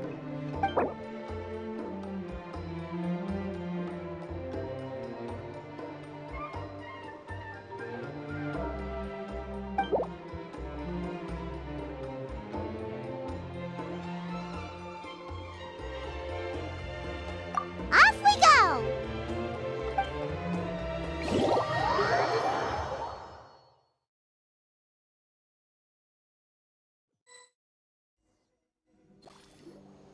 Here we are. Our honored guests have arrived. I have heard much about your fine work over the past few days. I hope you'll allow us to thank you properly after tonight's ceremony. Don't worry about it. Getting this huge venue ready must have been a huge task. No need to make extra work for yourselves on our account. Oh, if it means getting the Mountain King issue resolved, no cost is too great to bear. A resolution will come in due course, but every great fire starts as a tiny spark. We must take it one step at a time. No one would disagree with you if that were possible, Chief, but it's been far too long since we've seen a real step forward. Look around you. Can't you see how our numbers have dwindled since the last Turnfire night? The ceremony was arranged on short notice. Many are away from home and could not make it back in time. That may be so, but still. Good evening, Traveler in Paimon. Kinich! Not a moment too soon. Chief Wayna, Elder Trinidad, could you give us a minute? I'd like to give the Traveler a few pointers as the previous Flamebearer. Very well, but make it quick. Let me know when you're done and we will begin the ceremony. Let's step to the side. Has anyone gone over the key steps of the ceremony with you yet? Yeah, Elder Trinidad did, but, Paimon seems to have forgotten them. What a surprise! The flying ant has an ant-sized brain. If you don't want your tongue to be burned off by the sacred flame tonight, I suggest you stay quiet. See those sacred flame pillars? Once you've lit the fire, go light each one up in turn. Once that's done, head down into the cave where the Mountain King slumbers, light the braziers along the way, then bring the flame to the final altar. Then the ceremony is complete. That sounds simple enough. The process isn't complicated, but remember, you mustn't turn back at any point. If you miss a pillar, you can't light the next one, then come back to it. You have to keep moving forward, or it's seen as disrespecting our ancestors. If that happens, you won't receive the blessing of the Turnfire, and you'll have to start over.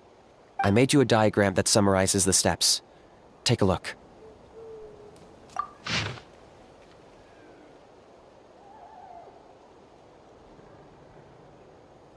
So that's our part. What about you? I'll be with you the whole way, and once you've lit the altar, I'll start summoning the rift. You can leave that side of things to me. Just focus on your part. Okay. We'll try to remember all that and get it right the first time. Ready when you are. But I think I saw Huni and the others just now. Maybe you should say hi before you start. Might make you less nervous. Just tell the chief when you're ready.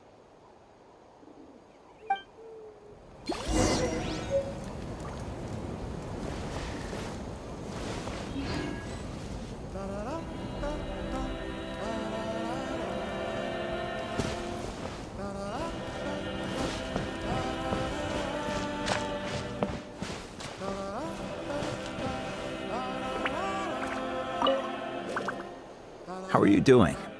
Is all in order? Very well. Then come back when you're ready.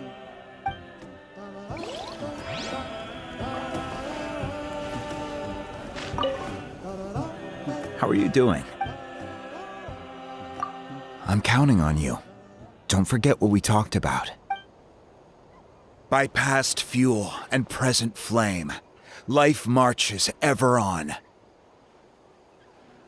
My brothers and sisters, the time has come to light the fire once again, and let the Turnfire night shine bright in Hoytzitlan.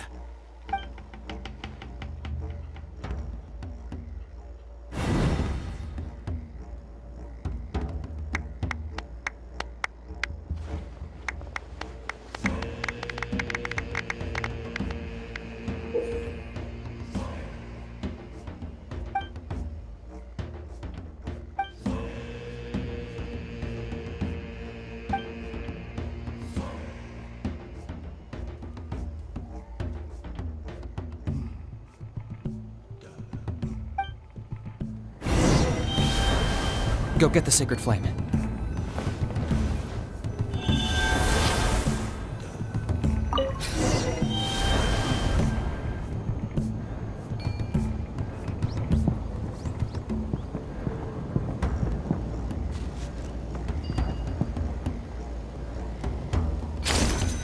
Nicely done. Off to a good start.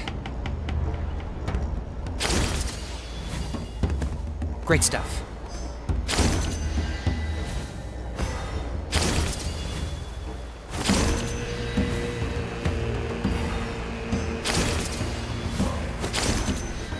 You're over halfway. Keep it up.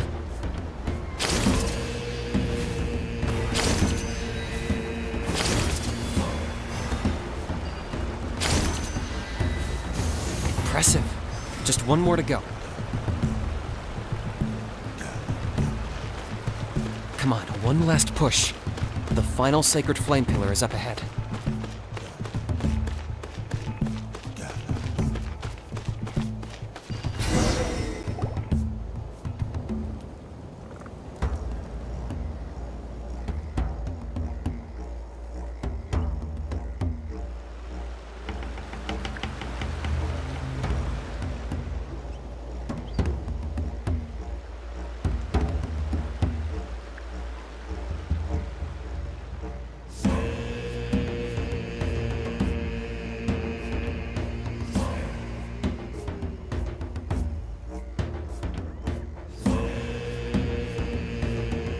Great!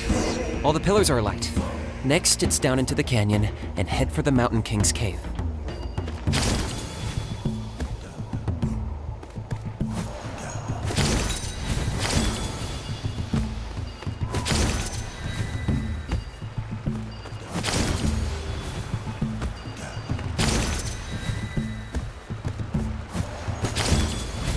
Almost there. The cave is just up ahead.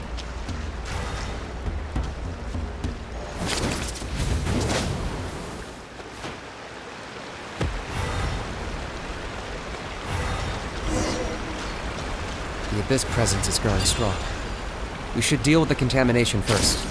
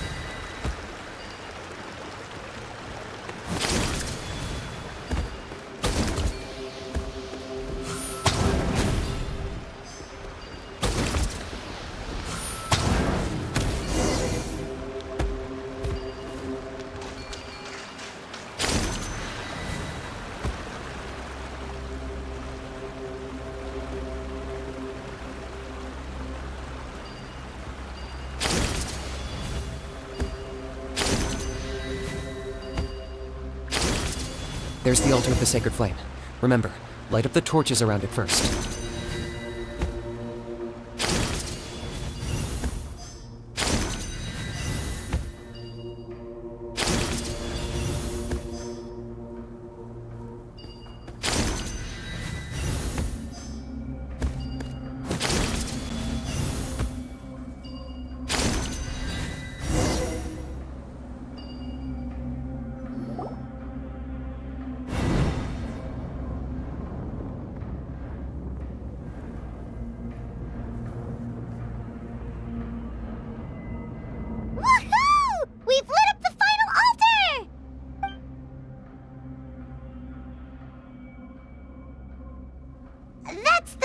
king up ahead, right?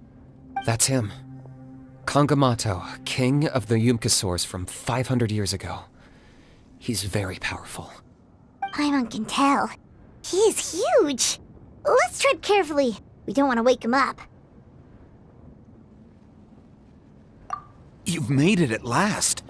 You did even better than I expected. Traveler, now comes the final and most important step of the ceremony.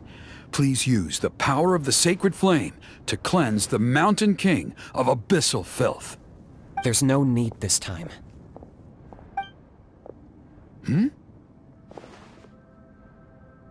Such strong abyssal power. What is that thing? Kinich, what is the meaning of this?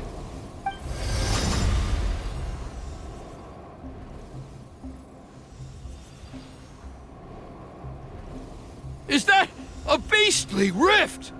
Chief Wyna, Elder Trinidad, this is about to get a little dangerous. You should step back. What do you think you're doing? Solving the Mountain King issue. You mean by having him torn to pieces by rift hounds? No, stop! We can't let that happen! Foolish Locust! Can't you see? We're trying to shove your Locust King into the beastly rift! But... I'm sorry, Chief Wyna and Elder Trinidad. This is the only way. Can you promise me that no harm will come to the Mountain King? I can't guarantee it, but I'm fairly confident. Traveler, this is not what we agreed on. You must cleanse the Mountain King of every last trace of abyssal contamination. Okay, I see what this is. You've been in cahoots this whole time!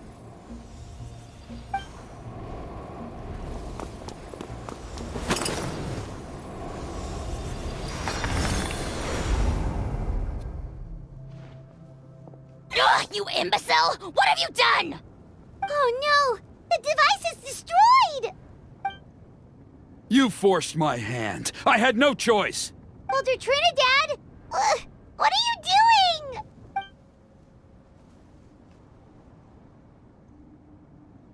No! The Mountain King is waking up! He will cause even more casualties! Everyone, out! Now!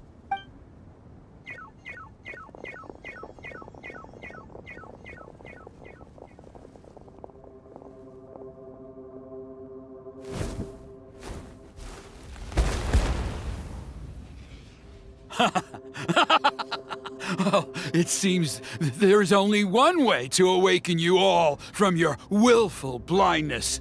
More sacrifices must be made.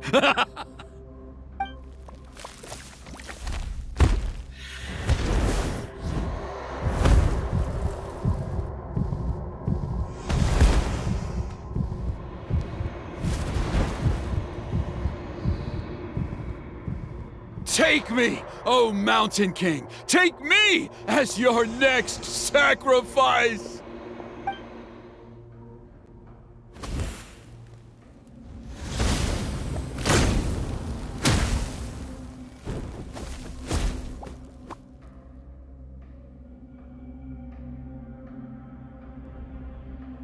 Everyone's still outside.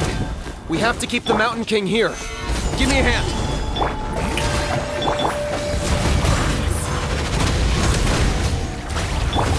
I got him cornered.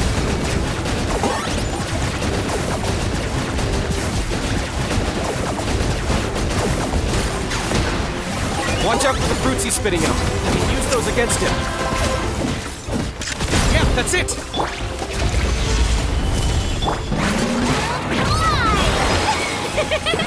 Target acquired.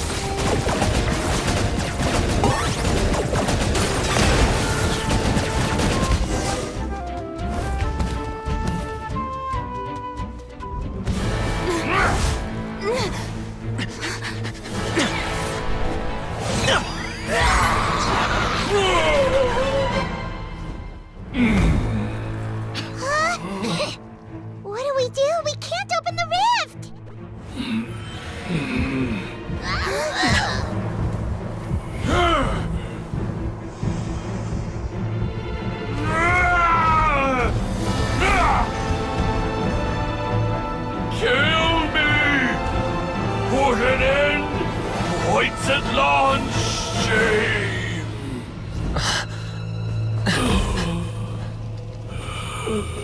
By past fuel and present flame, life marches ever on.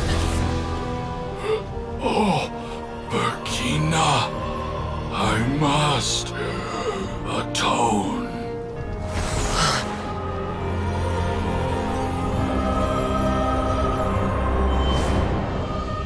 Patience.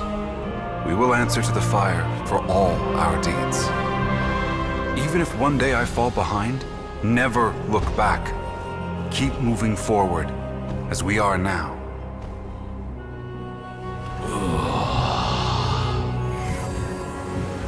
Live with your guilt and shame. This is the price to pay.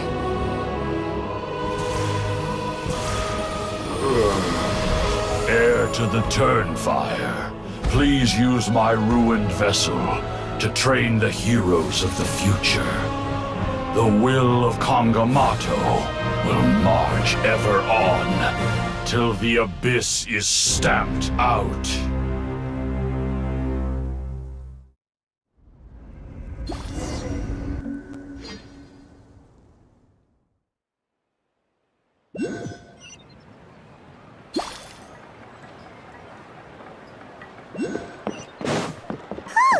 Pretty eventful day yesterday, huh?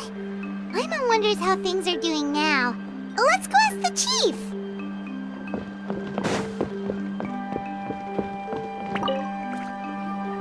Traveler, you've come at just the right time. I have some good news for you. Trinidad's condition is stabilized. He suffered burns on much of his body, but we believe he'll survive. Guess that's the best news we could hope for. Paimon has to ask, is everyone in your tribe such a risk-taker? First Kinich, then Elder Trinidad? Is this the Scions of the Canopy's adventurous spirit in action? We're simply not afraid to charge ahead into the unknown.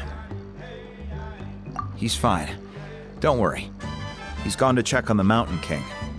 Something most mysterious has happened.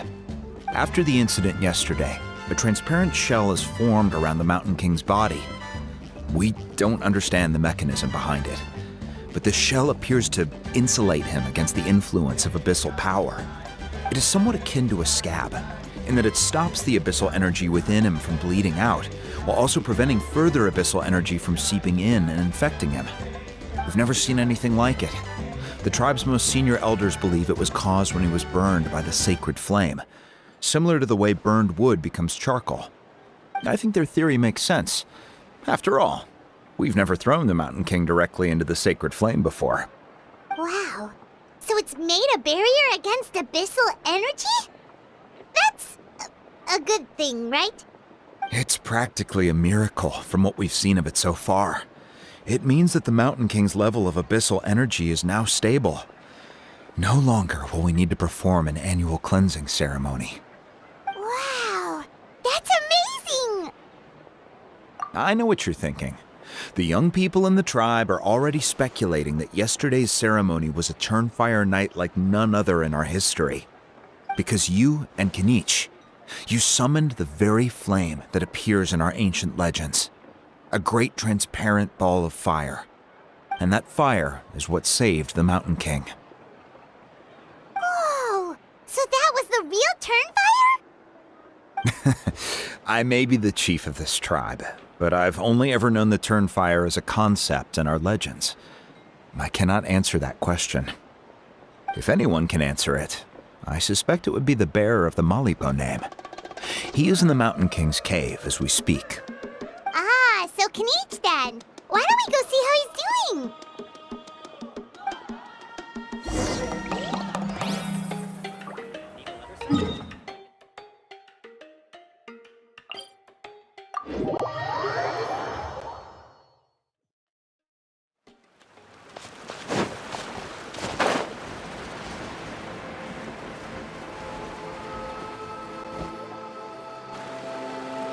Hey, Kinich! Hey yourselves. You two doing okay after yesterday? We were gonna ask you the same question. You scared Paimon half to death when you rushed into the fire. Sorry, I couldn't just stand and watch the Mountain King get burned alive. So you thought you'd try and extinguish the sacred flame with Dendro? Or is that an attempt to make the almighty Dragon Lord Kahula-How die of laughter? The Sacred Flame only possesses a fraction of the Pyro Archon's power. It's not as if I was fighting the Pyro Archon herself. Kinich, when you went into the flames, were you intending to, Intending to what? to, do the same thing as Burkina? Sacrifice myself? Of course not. My focus was on keeping the Mountain King alive, not on what it would cost. But now I'm curious. What made you think I was going to sacrifice myself? Well, because everyone's saying the Turnfire is what saved the king last night. And Ponche's theory was that summoning the Turnfire is a tit-for-tat exchange, right? So, Paimon thought you decided to pay for it with your life. So you've heard that rumor too. I'm afraid I can't say for sure. What happened yesterday was a first for me too. Well, even if you don't know, there's probably no one in the world who does. What I would say is, if that really was the power of the Turnfire, I'd sooner believe that the Mountain King summoned it himself. The Mountain King? Then, what price did he pay? The core meaning of price is not atonement or compensation, but what you're willing to give up in order to obtain what you want. It's easy to die for your sins. Much harder to live with the guilt and keep on going. In the end, the Mountain King chose the latter option. For Burkina and for the tribe. That's the price he paid. Alright, so how is the Mountain King doing now? Health-wise, there's nothing to worry about. He'll enter a fighting stance whenever we set foot in his territory. But his attacks are gentler now and not as crazed as before. Like he said yesterday, he just intends to be a sparring partner for people to practice with. Yeah, I tried communicating with him again, but he didn't respond. We dare say that Locust King has well and truly lost its mind. The lights are on, but nobody is home. Its body remains fighting fit thanks to the perverse power of the Abyss, but time has been less kind to its soul. It was ground to a pulp long ago. But we saw him come back to his senses yesterday. That was merely one last burst of brain activity before it croaked. As you humans would say, it went out with a bang. Oh, come on! Stop being such a doomer. Paimon bets the Mountain King has finally let go of the tragedies of the past now, and is focusing on moving forward. That's why he doesn't have time to chat with us. He's too busy thinking about the future. Well, at least it means my fellow tribespeople can move forward now, too. Thank you for your help, Traveler. I owe you one. Yeah, that's right. You caught Enjo for us, remember? But he ended up being completely useless. It's not a fair trade if you lost out. That's on him. It's not your fault he's useless. Besides, we're friends now. You don't owe us anything. Friends? But your friendship is an even more valuable gift. I can't in good conscience accept it for free. So promise me, if you need anything in the future, you'll come to me. For you, I'll do anything.